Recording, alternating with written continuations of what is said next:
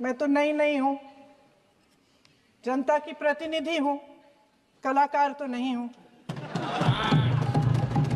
इसीलिए मैं भी सदन के सामने कुछ तथ्य रखना चाहती हूं, लेकिन सिर्फ तथ्य के रूप में रखना चाहती हूं।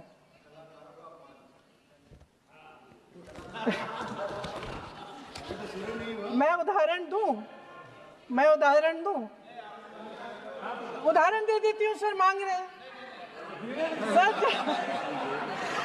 सर वंदे मातरम के बारे में, वंदे मातरम की जो सालगिरह पे आपने एक बड़ा कार्यक्रम आयोजित किया था, उसमें प्रधानमंत्री जी ने भाषण दिया।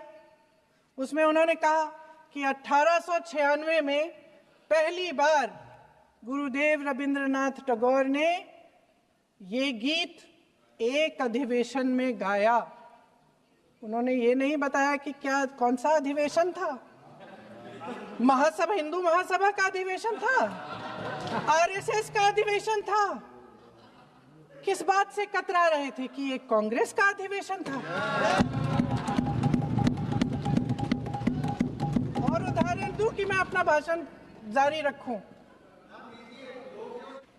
और जहां तक जवाहरलाल नेहरू जी की बात है,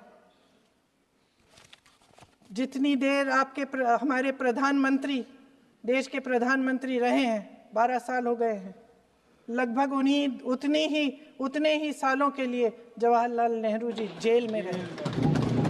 किस लिए? इस देश की आज़ादी के लिए। उसके बाद 17 साल के लिए प्रधानमंत्री रहे।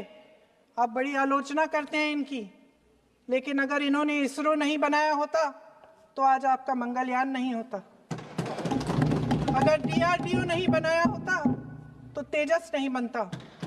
अगर IIT और IIM नहीं बनाए होते तो हम आज IT में आगे नहीं होते।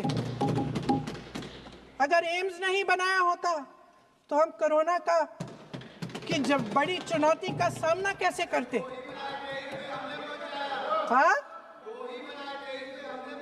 वही बना कुछ भी। इसका मतलब है इस मुद्दे का जवाब नहीं है आपके पास है? अगर इन्होंने BHEL, गेल, सेल, भाखड़ा नंगल ये सब नहीं बनाया होता जो आप सब बेच रहे हैं, तो ये विकसित भारत कैसे बनता?